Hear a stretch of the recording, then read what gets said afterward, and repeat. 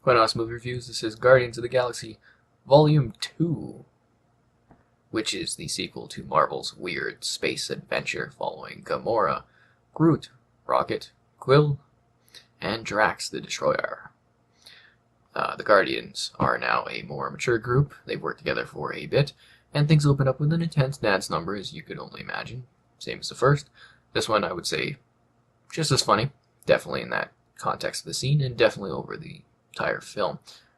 There's our many laughs to be had, but it's not quite as funny because it takes more of a serious tone as opposed to being just fun and going at it. You still have those moments. I mean, if you like the first one, you're going to absolutely love the sequel. It improves on a lot of things and it adds a lot of character development despite having a very large cast.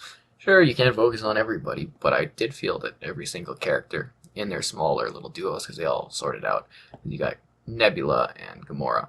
And then you have Yondu, and then Yondu kind of goes with a couple different characters, and there's development between the characters. You know, the smaller the side ones, but Peter Quill still takes the key role because this is about him connecting and finding his father in the film, and I won't go over any spoilers of it. It's bright, colorful. The 3D was good. I wouldn't say it was amazing 3D, but it was fine. I mean, it definitely added some depth, which is always good. The soundtrack was fantastic.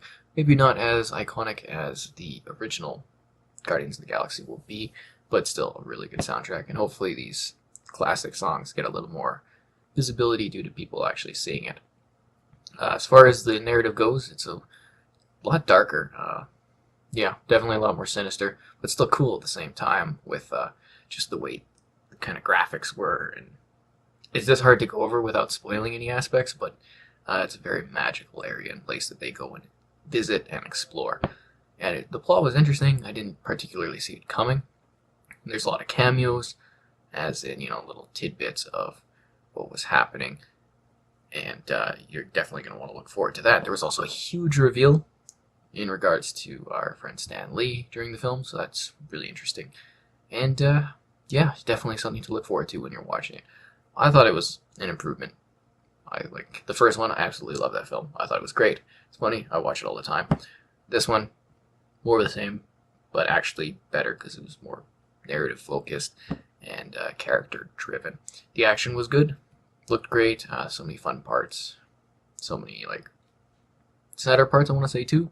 Definitely going back to that emotional context of it being a bit darker of a film. It also helps to build the universe, but not really in the sense that it's completely feels like a standalone experience. It's not just a stepping stone to what's next, despite still, well, actually, you know what? It was very much a kind of separate film this time around, and hopefully the third one's even more kick-ass with some of the teases that they were making. So yes, definitely, bright, colorful, vibrant, and intense Marvel film. It's got that classic kind of excitement music that builds up to every scene.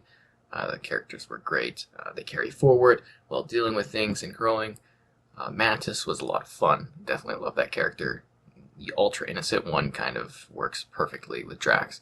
Baby Groot was fantastic. He was in it quite a bit, but not enough to the point that it got annoying.